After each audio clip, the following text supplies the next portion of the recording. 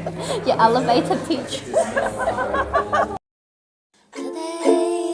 a Monday, and I have a thesis to write today.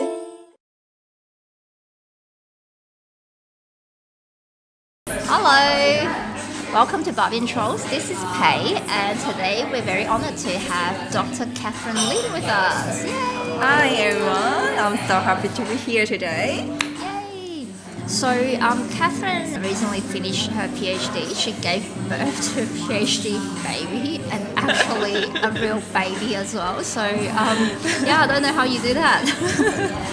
Actually, I don't have any plan for having a baby, you know. Most of the time, life is very unplanned. It's very unexpected. Of course, I feel so happy when I know that news. For me, I feel so lucky to have a very good supervisor.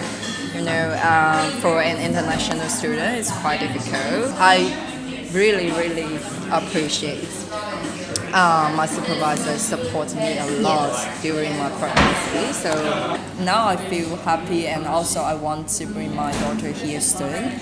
So because I miss her a lot, you know, sometimes quite difficult. I can imagine.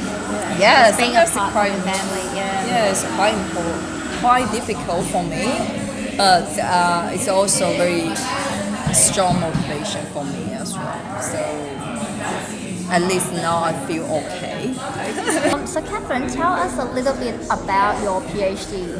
Actually, most people, they hold a very positive environmental attitude, but their actual purchase rate is very low.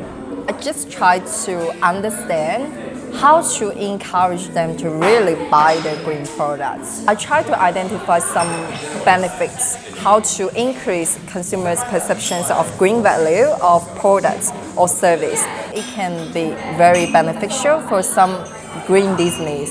What do you mean by green business? It means they want to invest some money on some innovation developments for green products. Right. Yeah, try to save environment, try to do some good for the environment and the society. Right. You see now it's very common in the supermarket. If you want a plastic bag, you maybe have to pay extra money for that one, right? So they just try to implement some Areas. to force them to increase their environmental awareness. For example, if you go to the supermarket, you got two products. One is the organic one, and the other one maybe is the very ordinary, the normal products.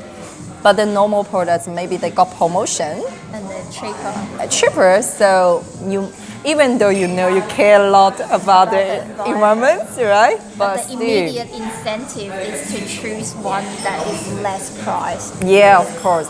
So in that case, if you just depend on the functional benefits, it's quite difficult to persuade the consumers to buy your products. In that case, we have to focus more on other benefits to show them, if you buy these products, you can do something good for the society, for the environment. But you have to show this, Demonstrate. to influence their behavior and lead to loyalty and attachment, brand attachment. So you're a supervisor now. Yeah, this semester supervisor. This semester. So you have three students that you supervise. Wow. Yeah. Well, it's good, you know, but I feel so happy to supervise students. I like this job, you know. Like it? Yeah. Would you encourage your students to publish? If they really want to continue their research, I will encourage them to publish. Make them feel that you are really well, you're really good. So give them more encouragement. Right. So as a supervisor, you think it's important to have both the academic side and the emotional side of support. Right? Yeah, of course. I want to also ask a little bit about publications. Now, you have several publications throughout your candidature. Now, do you think it's better to write the journal articles first or to find a journal that you want to publish first? For me, I try to find the journal first year, because you see, you know exactly what happened in your area, so you know some good journals.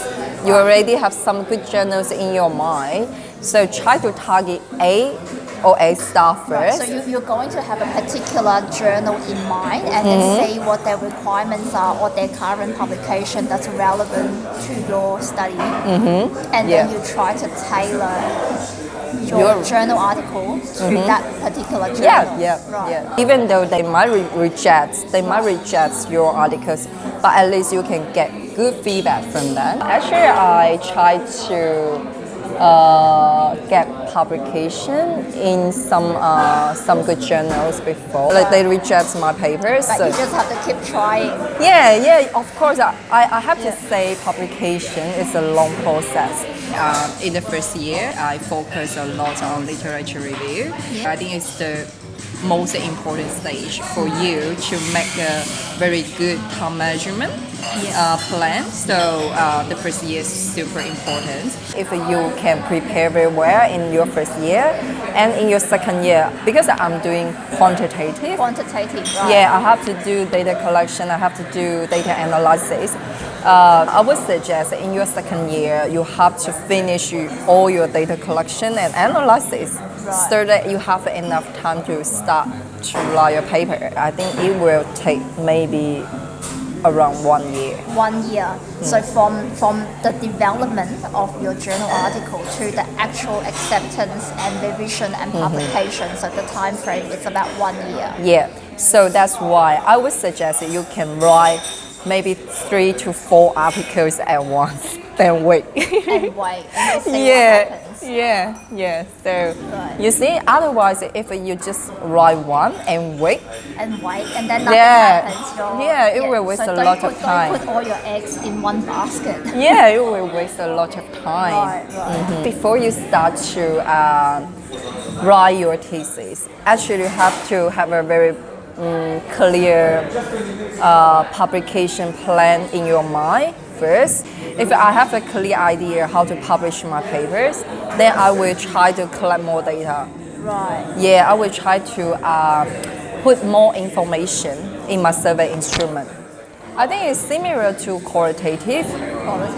Yeah, because you try to ask more questions.